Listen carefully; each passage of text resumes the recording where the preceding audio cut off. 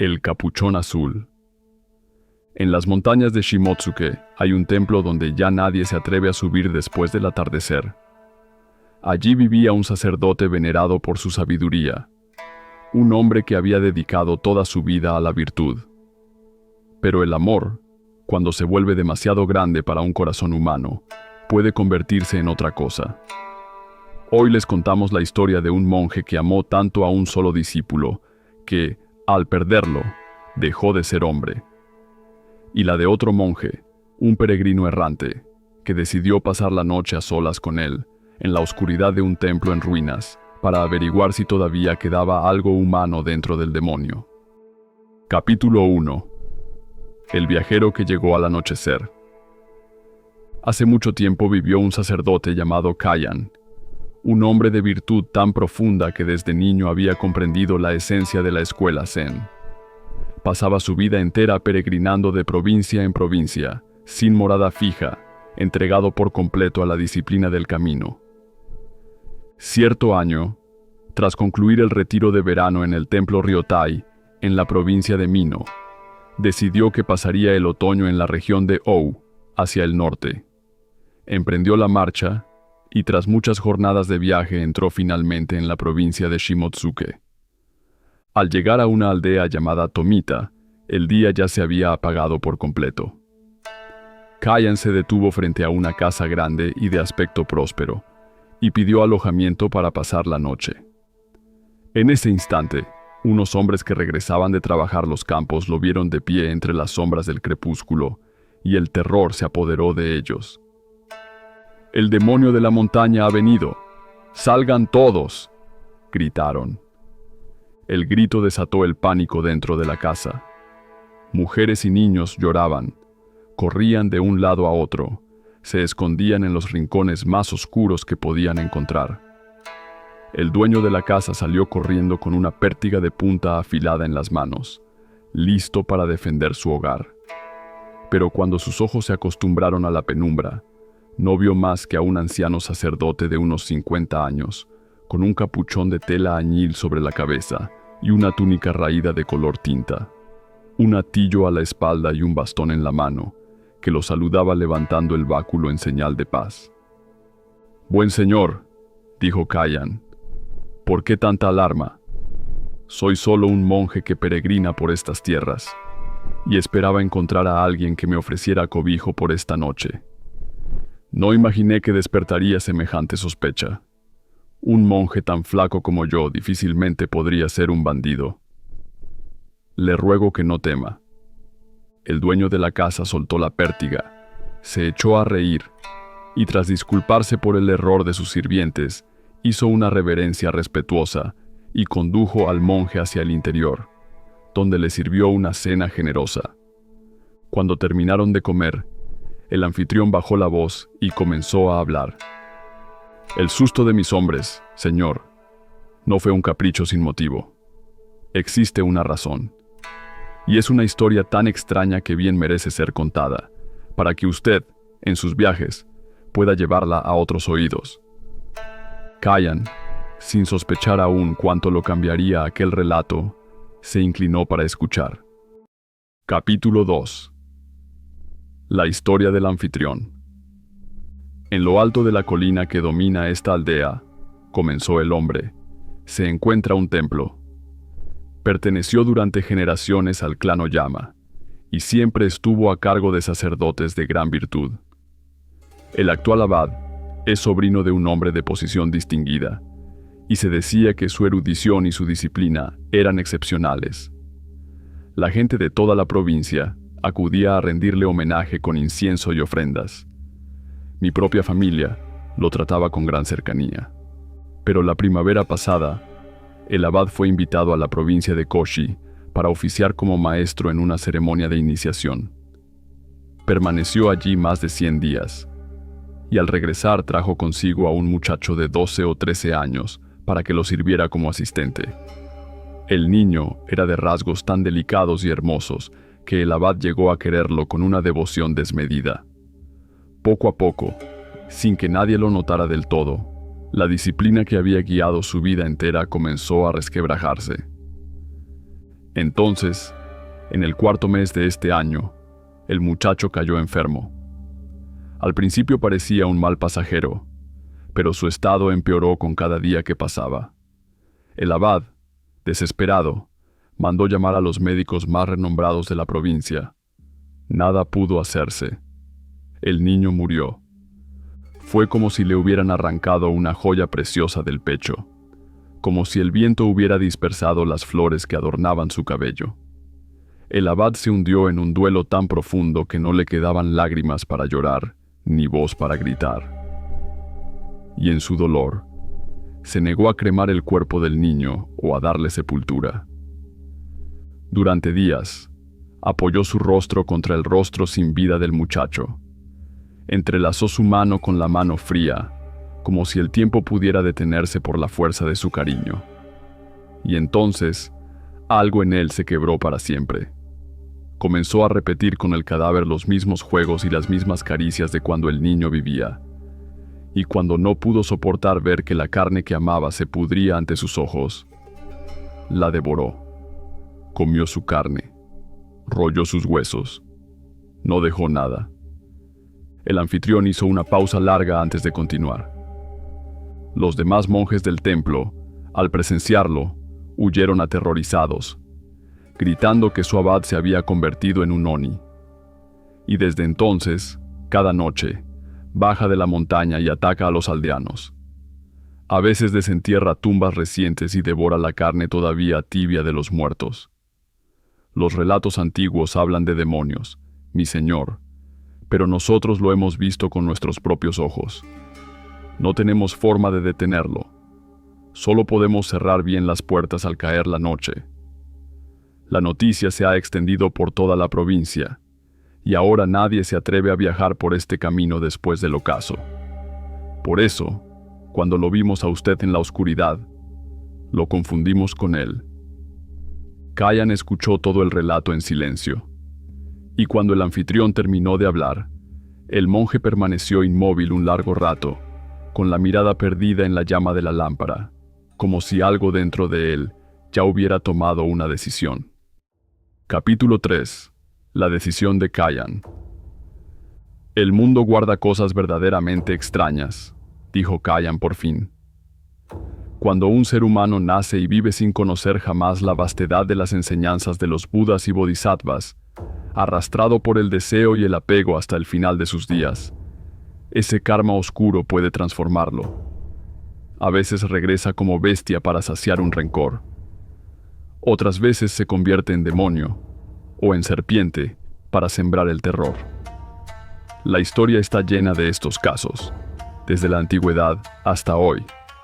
Y hay quienes, incluso en vida, ya se han convertido en demonios. Cayan relató entonces varios ejemplos antiguos. La dama de la corte del rey Chu, que se transformó en serpiente. La madre de Wang Han, convertida en yaksha. La esposa de Wu Sheng, que se volvió polilla. Habló también de un monje que, hospedado una noche de tormenta en la casa de un desconocido, sintió que algo olfateaba su cuerpo mientras dormía, y al golpearlo con su bastón descubrió, al amanecer, que había herido a una joven poseída por un espíritu de venganza. Pero todos esos casos, continuó, son de mujeres. Nunca había escuchado que un hombre se transformara así. La obsesión de una mente femenina retorcida puede engendrar monstruos, se dice. Aunque también hubo un ministro del emperador Yang de la dinastía Sui que devoraba niños por puro apetito depravado. Eso no se parece a lo que usted me cuenta. Lo de su abad es distinto. Es el fruto amargo de un karma antiguo. El monje bajó la voz, casi hablando consigo mismo. Piense en ello. Ese abad dedicó su vida entera a la disciplina y a la virtud, sirviendo al Buda con un corazón sincero. Si no hubiera mantenido a ese muchacho tan cerca de sí, habría llegado a ser un sacerdote verdaderamente extraordinario. Qué lástima.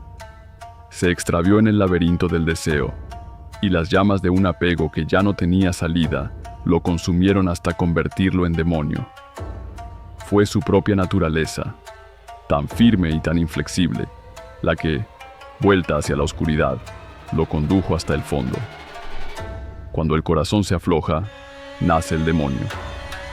Cuando el corazón se disciplina en el servicio a Buda, nace el iluminado. Ese hombre es la prueba viviente de las dos cosas. Kayan levantó la mirada. Si yo pudiera guiar a ese demonio de vuelta hacia su naturaleza original, sería la mejor forma de pagarle a usted la hospitalidad de esta noche. El anfitrión, conmovido hasta las lágrimas, inclinó la frente hasta el suelo. Si usted lograra tal cosa, sería como si toda esta gente renaciera en la tierra pura. Esa noche, mientras la luna tardía del mes se filtraba por las rendijas de la puerta vieja, Kayan se retiró a descansar. Al día siguiente, subiría solo a la montaña. Capítulo 4. El templo en ruinas. Nadie parecía habitar ya aquel templo de la montaña. La puerta principal estaba cubierta de zarzas. El depósito de sutras había quedado abandonado bajo un manto de musgo. En el salón principal, telarañas colgaban entre estatua y estatua de los Budas. Excrementos de golondrina cubrían el altar de fuego sagrado, y tanto el pabellón del abad como los corredores estaban invadidos por un abandono que resultaba casi insoportable de contemplar. Cuando el sol comenzaba a inclinarse hacia el oeste, Kayan cruzó el portón, hizo sonar su báculo de anillos y llamó varias veces. «Soy un monje que peregrina por estas tierras. Le ruego alojamiento por esta noche». No hubo respuesta. Al fin, desde el interior, apareció un sacerdote de una delgadez espantosa, arrastrando los pies con dificultad. Al ver a Kayan, le habló con una voz seca y quebrada, como papel viejo. «¿A dónde cree que ha llegado, monje? Este templo, por razones que no le incumben, ha caído en la ruina, y no queda en él ni un grano de arroz ni forma alguna de recibir huéspedes. Baje a la aldea de inmediato». «Vengo de la provincia de Mino, de camino hacia Ou», respondió Kayan con calma. «Al pasar por el pie de esta montaña, la forma de las colinas y el correr del agua me cautivaron de tal manera que subí sin poder evitarlo. El sol ya se ha inclinado, y bajar ahora sería un camino largo y penoso. Le suplico, solo por esta noche». El sacerdote de la montaña guardó silencio un instante. «Un lugar tan ruinoso como este trae cosas que es mejor no encontrar. No puedo detenerlo si insiste en quedarse, pero tampoco lo voy a echar. Haga lo que su corazón le dicte». Y no volvió a pronunciar palabra.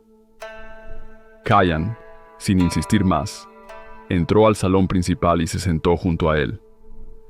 El sol de otoño cae rápido como un balde al pozo, y en apenas un instante la oscuridad del anochecer se hizo casi completa. Nadie encendió una lámpara. Apenas se distinguía nada más allá de un palmo. Solo el murmullo del arroyo de la montaña llegaba, cercano, entre las sombras. El sacerdote se retiró a su cuarto y no volvió a hacer ningún ruido. Kayan permaneció inmóvil, esperando en la oscuridad. Sabía exactamente lo que había subido a encontrar. Capítulo 5. La noche del hambre. Avanzada la noche, salió la luna. Su luz, límpida y serena, bañó hasta el último rincón del templo en ruinas.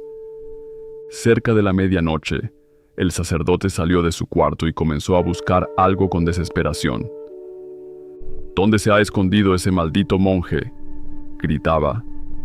«Estaba aquí hace un momento». Pasó corriendo frente a Kayan una y otra vez, sin verlo jamás, como si una fuerza invisible desviara sus ojos.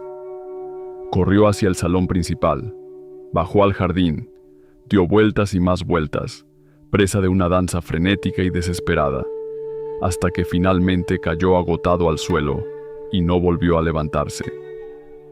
Cuando el sol de la mañana salió, el sacerdote pareció despertar como de una embriaguez. Miró a su alrededor, y al descubrir a Kayan sentado exactamente en el mismo lugar de la noche anterior, se quedó paralizado, sin palabras, apoyado contra un pilar, dejando escapar un largo suspiro. Kayan se acercó a él. Venerable abad, ¿qué es lo que lo aflige tanto? Si tiene hambre, puede comer mi propia carne hasta saciarse. ¿Ha estado usted ahí toda la noche?, preguntó el sacerdote con voz temblorosa. Aquí he estado, sin dormir un solo instante. El sacerdote inclinó la cabeza. Yo he llegado a comer, con vergüenza indecible, carne humana, pero nunca había probado la carne de un Buda viviente. Usted es, en verdad, un Buda. Con estos ojos corrompidos, propios de una bestia, no podía reconocer a un Buda aunque lo tuviera delante. ¡Qué desperdicio tan lamentable! Y cayó, con la cabeza gacha. Capítulo 6. El capuchón azul. Kayan tomó entonces la palabra. Los aldeanos me contaron que, tras extraviarse en un momento de apego desmedido, usted se transformó en esto. Es una desgracia tan profunda que apenas hay palabras para nombrarla. Un karma como pocos se ven en la vida. Cada noche baja a la aldea y causa daño, y la gente vive presa del terror. Al escuchar su historia, no pude simplemente seguir mi camino. Subí hasta aquí para guiarlo de regreso a su naturaleza original. Dígame, ¿está usted dispuesto a escuchar mi enseñanza? Usted es verdaderamente un Buda viviente, respondió el sacerdote. Enséñeme el camino para dejar atrás, cuanto antes, este karma abominable en el que he caído. Si está dispuesto a escuchar, acérquese. Kayan hizo sentar al sacerdote sobre una piedra plana frente al corredor. Se quitó su propio capuchón de tela añil y lo colocó sobre la cabeza del hombre. Luego le entregó 2 versos del canto de la iluminación para que los resolviera. La luna sobre la bahía ilumina. El viento entre los pinos susurra en la orilla. Esta larga noche, esta noche serena y clara. ¿Para qué es todo esto? Estos versos hablan de la naturaleza misma de las cosas, explicó Kayan. La luna ilumina la ensenada. El viento hace cantar a los pinos de la costa. En esta larga noche de otoño, en la pureza de este anochecer, ¿cuál es el propósito de tanta belleza? Ninguno, y todos. Así es la forma natural del mundo. Y sin embargo, en esa naturaleza misma, todas las cosas se purifican, a sí mismas y a los demás. Esa es la ley de la gran naturaleza. Quien comprende su verdadero sentido, alcanza por sí mismo la verdad. Eso es el samadhi. No se mueva de este lugar. Medite en el verdadero significado de estos 2 versos hasta comprenderlos por completo. Cuando lo logre, se reencontrará con la naturaleza búdica que siempre estuvo dentro de usted. Y con estas palabras de instrucción pronunciadas con infinita paciencia, Kayan descendió de la montaña. Desde ese día, los aldeanos quedaron libres del terrible flagelo del demonio. Pero como nadie sabía con certeza si el sacerdote de la montaña seguía vivo o había muerto, el miedo persistió, y todos se advertían mutuamente que jamás debían subir aquella colina. Capítulo 7. Un año después. Pasó casi un año entero. En los primeros días del 10º mes, Kayan, de regreso de la región de Ou, volvió a pasar por la aldea de Tomita.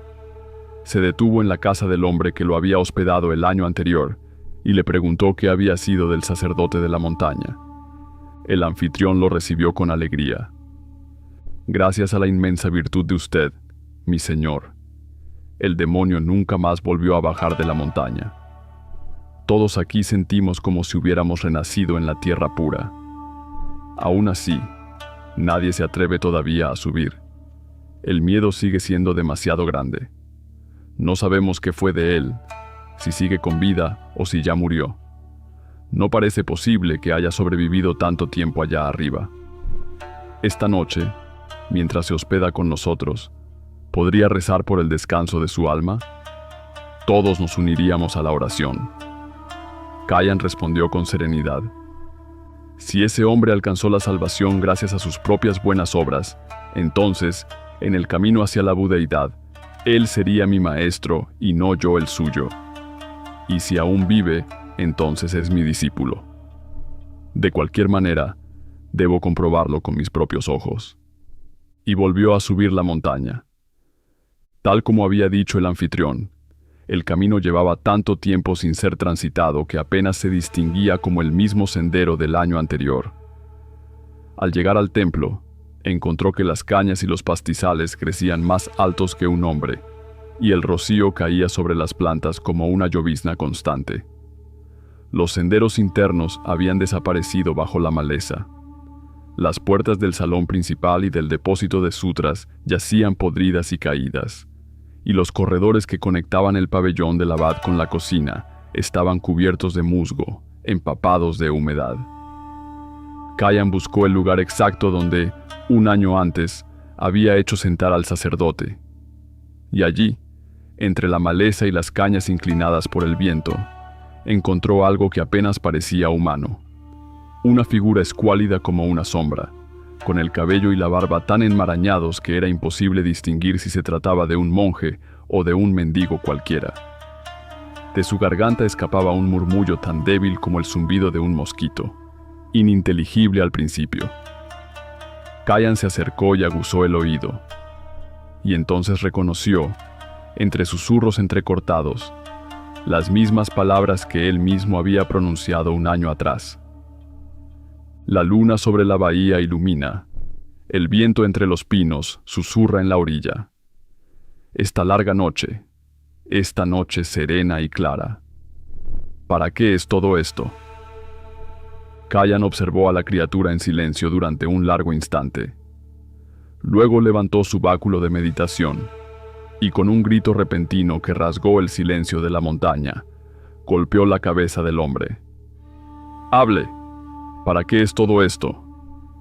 Y en ese mismo instante, como el hielo que se derrite bajo el primer sol de la mañana, la figura del sacerdote se desvaneció por completo. Solo quedaron, esparcidos sobre la hierba, el capuchón azul y un montón de huesos blanqueados. Así se disolvió, en un instante final, un apego que había ardido durante años sin encontrar reposo. En ese acto último había una enseñanza budista tan profunda que las palabras apenas alcanzan a explicarla.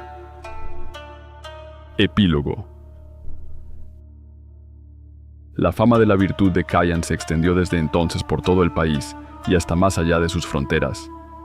La gente decía que era como si el propio Bodhidharma, fundador del budismo Zen, hubiera vuelto a caminar entre los vivos. Poco después, los habitantes de aquella región se reunieron, limpiaron el templo de la montaña, repararon sus edificios en ruinas y le pidieron a Kayan que se quedara como su abad. El templo, que hasta entonces había pertenecido a la escuela Shingon, se convirtió desde ese día en un templo de la escuela Zen Soto.